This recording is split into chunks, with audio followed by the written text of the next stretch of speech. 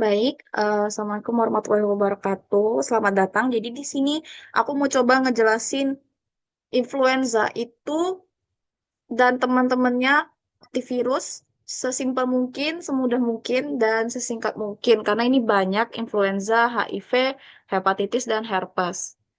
Lanjut aja kita bahas influenza dulu. Jadi influenza ini kita harus bayanginnya kayak penyusup berbaju penuh senjata. Jadi virus itu dia punya tiga alat.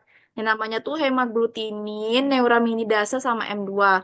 Kalau hemaglutinin itu dia itu sebagai kunci pintu masuk. Kalau neuraminidase itu dia sebagai alat untuk kabur keluar dari sel manusia. Terus kalau si M2 itu dia sebagai pompa asam nanti di dalam sel.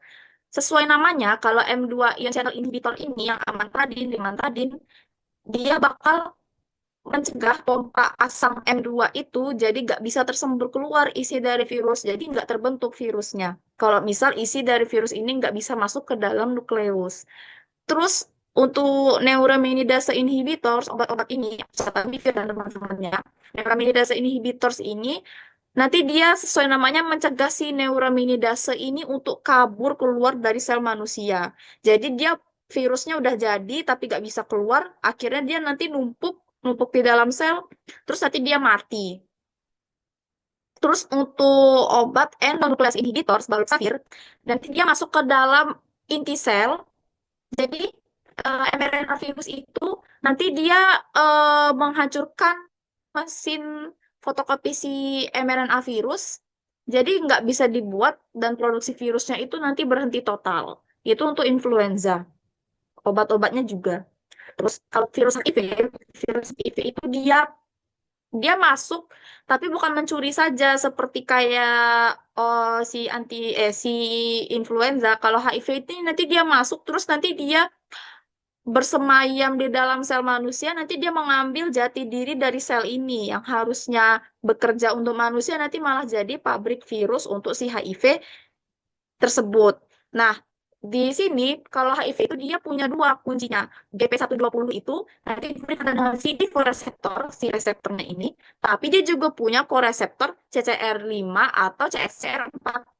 Nah, kalau obat entry inhibitors ini nanti dia mencegah si GP120 itu berikatan sama CD4 dan CCR5.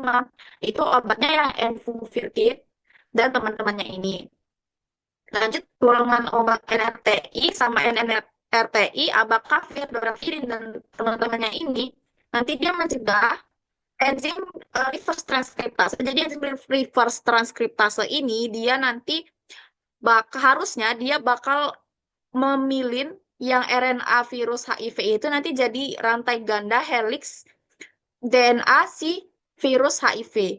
Tapi kalau misal si enzim itu dicegah, ya berarti DNA-nya itu nggak bakal terbentuk, di mana nanti obat-obat ini akan bekerja pada enzim reverse transkriptase. Terus untuk obat integrase inhibitors, jadi dia akan menghambat enzim integrase. Kalau enzim integrase itu nanti dia DNA-nya udah jadi nih, DNA-nya udah dibuat sama reverse transkriptase, tapi harus dibawa dong ke dalam inti sel dan buat diselipkan ke eh, DNA manusia. Tapi kalau misal integrasi ini dihambat, si DNA yang udah jadi ini, DNA virus yang udah jadi ini nggak bisa masuk buat diselipkan ke DNA manusia. Itu obat dolutegravir sama raltegravir. Kalau enzim protease inhibitors, obat protease inhibitors golongan ini, atazanavir dan teman-temannya ini, virusnya itu udah jadi, nggak jadi banget, tapi dia belum matang. Gimana kalau misal enzim protease ini dihambat, virus yang sudah jadi dan yang udah matang itu, dia nggak bakal sempurna. Jadi pas sudah keluar dari sel, efek infeksinya itu, kekuatan infeksi virusnya itu nggak sebagus yang seharusnya. Itu untuk obat golongan untuk virus HIV. Terus lanjut untuk hepatitis B. Jadi si hepatitis B ini dia itu kayak penghuni gelap yang membuat markas permanen di inti sel hati. Jadi nanti HBV ini dia masuk ke dalam reseptor NTCP, terus nanti dia bakal diubah jadi yang namanya cccDNA. Nah, cccDNA ini dia itu markas dan yang sangat sulit sekali dihapus.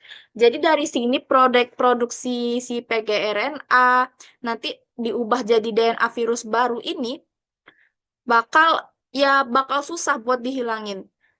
Tapi ini ada obatnya. Untuk obat entesavir dan teman-temannya ini semuanya adalah analog nukleosida atau nukleotida. Jadi mereka nyamar jadi bahan bangunan buat bikin DNA virus HBV ini. Kalau virus pakai, nanti rantai DNA-nya itu berhenti manjang.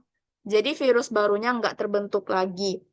Tapi obat-obat ini nggak bisa dia benar-benar menghapuskan si cDNA si markas permanen ini. Makanya HBV itu dia sulit sekali disembuhkan total, terus butuh terapinya itu jangka panjang. Lanjut kita ke hepatitis C, HCV. Jadi HCV itu dia punya protein kompleks buat virusnya ini. HCV itu dia bakal kayak produksi protein ini untuk kelangsungan hidup si virus ini NS3, NS4A, NS4B, NS5A, NS5B. Jadi golongan obat yang menargetkan si protein kompleks ini. Contohnya ini NS3-4A protease inhibitors, BOSE, Privet dan teman-temannya ini. Nanti dia ngeblokir enzim gunting virus. Jadi protein virusnya itu nggak bisa dipotong-potong jadi bentuk fungsionalnya yang seharusnya. Kalau NS5A inhibitor ini yang pokoknya yang golongannya belakangnya itu asfir ini, NS5A itu kayak koordinator replikasinya. Jadi kalau bisa diblokir, koordinator kan nggak ada. Mesin mesin replikasinya itu jadi nggak bisa dirakit. Kalau NS5B, polimerase inhibitor ini dasar virus, jadi dia ngeblokir mesin fotokopinya. Jadi tanpa ini RNA-nya itu nggak bisa lagi diperbanyak. Kalau si peginterferon ditambah sama ribavirin, jadi itu terapi lama. Kalau interferon itu dia ngerangsang sistem imun, jadi ribavirin itu ganggu replikasi secara umum. Kalau tapi ini dia jarang dipakai soalnya DAA itu dia lebih efektif. Lanjut kita ke virus herpes. Virus herpes ini dia dari jenis obatnya itu sebenarnya cara kerjanya itu sama, tapi ada perbedaannya. Kalau herpes ini dia itu agen penyamaran. Mereka itu kayak pura-pura jadi bahan bangunan DNA, hampir mirip sama kayak si hepatitis tadi. Jadi kuncinya itu pada enzim virus timidin kinase. Timidin kinase itu dia memfosforilasi obat. Jadi dia bakal obat yang masuk ke dalam sel yang terinfeksi itu, nanti si TK virusnya ini memfosforilasi obat, dia jadi kayak nambahin gugus fosfat itu, terus bakal diaktifkan kalau gugus fosfatnya bertambah. Obat yang udah aktif nih, yang bentuk trifosfat ini, nanti dia masuk ke si rantai DNA virus, jadi rantai DNA-nya itu berhenti memanjang di situ, jadi virusnya nggak bisa bereplikasi lagi. Jadi kalau ada perbedaan, ini ada perbedaannya. Kalau valasiklovir ini nanti dia kontrak, nanti dia berubah jadi asiklovir. Terus nanti diubah jadi asiklovir dan dia bioavailabilitasnya itu dia lebih baik. Terus kalau si valganciclovir ini produknya jadi ganciclovir. Terus dia lebih poten tapi dipakai untuk CMV yang herpes yang lebih berat istilahnya. Kalau valciclovir itu produk untuk jadi penciclovir. Dia strukturnya tuh kayak agak beda tapi mekanismenya sama sama kayak yang lain untuk obat virus herpes yang lain. Mungkin itu segitu saja yang bisa aku sampaikan. Kalau lebih kurangnya mohon maaf. Wassalamualaikum warahmatullahi wabarakatuh.